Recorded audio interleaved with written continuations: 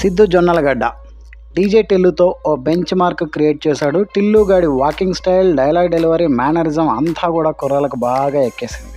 ఓ character, ఆ characterisation ఇంతలా యూత్ను connect అవ్వడం నిజంగా చాలా అరుదు. అందుకే ఆ టిల్లు గాడి చుట్టూ మరో కథను అల్లుకుని టిల్లు స్క్వేర్ అంటూ ప్రేక్షకుల ముందుకు ఈరోజే వచ్చేశారు. ఇక ఈ సినిమాలో అనుపమ కనిపించిన తీరుకు అంతా ఆశ్చర్యపోయారు. మరి అనుపమ తీసుకున్న ఈ నిర్ణయం, సిద్ధు జొన్నలగడ్డ చేసిన మరో ప్రయత్నం వర్కౌట్ అయిందో లేదో ఇప్పుడు ఈ రివ్యూలో తెలుసుకుందాం. ఓకే, టిల్లు లైఫ్లోకి లిల్లీ వస్తుంది. ఒక పబ్లో అలా పరిచయం అయి మాయమవుతుంది. మళ్ళీ ఒక నెల తర్వాత కనిపించి గర్భావతిని అని చెప్తుంది. అప్పటికే లిల్లీ కోసం టిల్లు సైతం వెతుకుతూ ఉంటాడు ఒక నెల రోజుల వరకు. అలా సడన్గా కనిపించి ప్రెగ్నెంట్ అని చెప్పడంతో షాక్ అవుతాడు. చివరికి పెళ్లి చేసుకోవాలని కూడా ఫిక్స్ అవుతాడు. టిల్లు బర్త్డేకి మళ్ళీ గతంలో జరిగినట్టే షాకులు తగులుతూ ఉంటాయి. ఆ షాకులు ఏంటి, అసలు లిల్లీ ఎవరు, టిల్లు జీవితంలోకి లిల్లీ ఎందుకు వచ్చింది, మధ్యలో ఈ షేక్ మెహబూబ్ అంటే మురళీ శర్మ విలన్గా చేశాడు, అసలు ఆయన ఎవరు అనేది ఇంకా వీళ్ళ ముగ్గురు మధ్యలో ఈ స్టోరీ రన్ అవుతూ ఉంటుంది. అయితే టిల్లుగాడే మెయిన్ క్యారెక్టర్ అయినప్పుడు, టిల్లుగాడి చుట్టే కథను నడిపించాలని అనుకున్నప్పుడు ఏ కథను అల్లినా కూడా సెట్ అవుతుంది. దానికి పర్టిక్యులర్గా లాజిక్స్ కూడా అవసరం లేదు. డీజే టిల్లులో పెద్ద కథ ఏమీ ఉండదు, ఖాళీ టిల్లుగాడి క్యారెక్టరైజేషన్ సినిమాను నడిపిస్తుంది.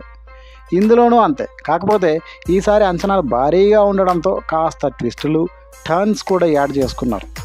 అందులో కొన్ని లాజిక్ లేని సీన్లు, ఏంటి ఇలా కూడా ఉంటుందా అనుకునే సిల్లీ సీన్లు కూడా కొన్ని ఉన్నాయి. అలా ఇల్లాజికల్ సీన్లు ఎన్ని కనిపించినా కూడా టిల్లుగాడు మ్యాజిక్ చేస్తాడు. తన మేనరిజం, యాక్టింగ్, మాడ్యులేషన్, డైలాగ్ డెలివరీతో మేనేజ్ చేస్తాడు. సినిమాలోని లోపాలని కూడా టిల్లు పాత్ర కప్పిపుచ్చి అలా నడిపిస్తూ ఉంటాడు. Special force, international mafia king అంటూ ఇలా పెద్ద పెద్ద పదాలు వాడతారు, కానీ అక్కడ అంత ఇంపాక్ట్గా అనిపించదు. ఎందుకంటే టిల్లుగాడి ప్రపంచం మనం లోకల్గానే చూస్తాం. ఇలాంటి లోకల్ క్యారెక్టర్ ప్రపంచంలోకి ఆ పాత్రలన్నీ వస్తుంటాయి.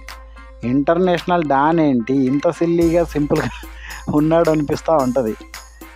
హీరోయిన్ పాత్ర ఏంటి, ఆమె క్యారెక్టర్ ఏంటి, ఇలా చేస్తోంది ఏంటి అని మనం ప్రారంభంలో అనుకుంటాం.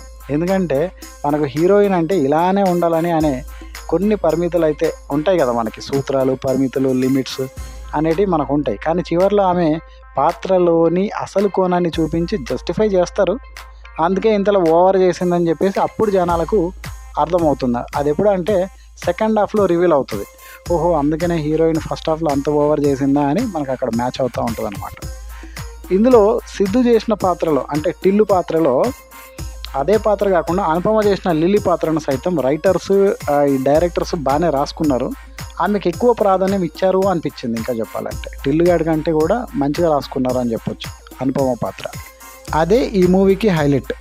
టిల్లు స్క్వేర్కు పర్టికులర్గా ఈ సీన్ తీయాలి, ఈ సీన్ పెట్టాలని రాసుకున్నట్టుగా అనిపించదు. ఏదో లైవ్లీగా అలా చేసుకుంటూ తోచింది రాసుకుంటూ తీసుకుంటూ పోయినట్టుగా అనిపిస్తూ ఉంటుంది. ఇంకా చెప్పాలంటే ఆ టిల్లు ఫస్ట్ పార్ట్ వచ్చింది కదా, అప్పుడే ఇది కూడా లాగేశారేమో అదే ఫ్లోలో అనిపిస్తూ ఉంటుంది. ఎందుకంటే దానికి దీనికి పెద్దగా తేడా లేదేమో అనిపిస్తుంది కూడా. అంతలా సిద్ధు జొన్నలగడ్డ సేమ్ ఇంకా అదే మత్తులో అదే లోకంలో ఉన్నాడేమో అనిపిస్తుంటుంది. అంత న్యాచురల్గా ఉంటుంది సిద్ధు పర్ఫార్మెన్స్ అట్లా. కానీ సినిమా ఎక్కడ కూడా బోర్ కొట్టదు. అదే ఈ సినిమాలోని మ్యాజిక్. పైగా మధ్య మధ్యలో డీజే టిల్లు రెఫరెన్సులు తీసుకొస్తారు. అంటే అక్కడ ఒక ముక్క, ఇక్కడ ఒక ముక్క కొన్ని పెడతారనమాట ఇందులో. అవి సినిమాని ఇంకా లేపుతూ ఉంటాయి. ఆ రిఫరెన్స్లకు థియేటర్లో ఆడియన్స్ విజిల్స్ కూడా అసలు మామూలుగా లేదు. ప్రథమార్థం అంతా కూడా హీరోయిన్ పాత్ర ఏంటి ఇలా ఉంది, ఇంత సింపుల్గా పడిపోయింది ఏంటి అని చెప్పేసి అయితే ఖచ్చితంగా ప్రతి ఒక్కడికి అనిపిస్తుంది. ఎందుకంటే అలా పరిచయం అయిందో లేదో కార్లో వెళ్ళి రొమాన్స్, అలాగే రూమ్కి వెళ్ళి అదన్నమాట అవన్నీ జరుగుతూ ఉంటే ఇంత సింపుల్గా పడిపోయింది ఏంట్రా అని చెప్పేసి ప్రతి ఒక్కడికి అనుమానం వస్తుంది. అదే అనుమానాలతో పాటు ఏదో కీలకత మఫీలియా జరుగుతోందని కూడా అనుమానాలని కొంచెం బ్రిలియంట్గా ఉన్నోడికైతే, ఎప్పుడు సినిమాల మీద కొంచెం నాలెడ్జ్ ఉన్నోళ్ళకైతే అనిపిస్తుంది సంథింగ్ ఏదో ఉందిరా, ఇంత సింపుల్గా అయితే పడిపోదు, ఏదో ఉంది అని చెప్పేసి అనుకుంటారు. అయితే ఇంటర్వెల్కు ఓ ట్విస్ట్ ఇస్తాడు. అక్కడ అనుపమ ఎంట్రీ చూస్తే అంత నోరెళ్ళ పెట్టాల్సిందే. సెకండ్ హాఫ్ కాస్త బోరింగ్గా, స్లోగా అనిపించిన క్లైమాక్స్ మళ్ళీ పుంజుకుంటుంది. ఇక ప్రీ క్లైమాక్స్లో నేహా శెట్టి ఎంట్రీ కూడా ఉంటుంది మామా. అసలు ఆ రాధిక రాగానే ఇంక థియేటర్లో అరుపులు అరుపులు, మళ్ళీ వాళ్ళిద్దరి మధ్యలో కెమిస్ట్రీ, డైలాగులు చాలా బాగుంటుంది. సూపర్ అసలు. ఆమె వచ్చి ఒక సీన్లో అలరించిపోతుంది. చాలా బాగుంటుంది. ఇక సాంకేతికంగా ఈ మూవీ అందరినీ మెప్పిస్తుంది. మరీ ముఖ్యంగా పాటలు థియేటర్లో దద్దరిల్లిపోవాల్సిందే. బీమ్స్ సిసిరోలియో ఇచ్చిన ఆర్ఆర్ ఈ సినిమాకు మేజర్ ప్లస్ పాయింట్ అని చెప్పొచ్చు. కెమెరా వర్క్ చాలా రిచ్గా ఉంటుంది. నిజంగా సినిమా చాలా రిచ్గా ఉంది. తక్కువ నిడివే కావడంతో సినిమా ఇట్టే అయిపోయినట్టుగా కూడా అనిపిస్తుంది.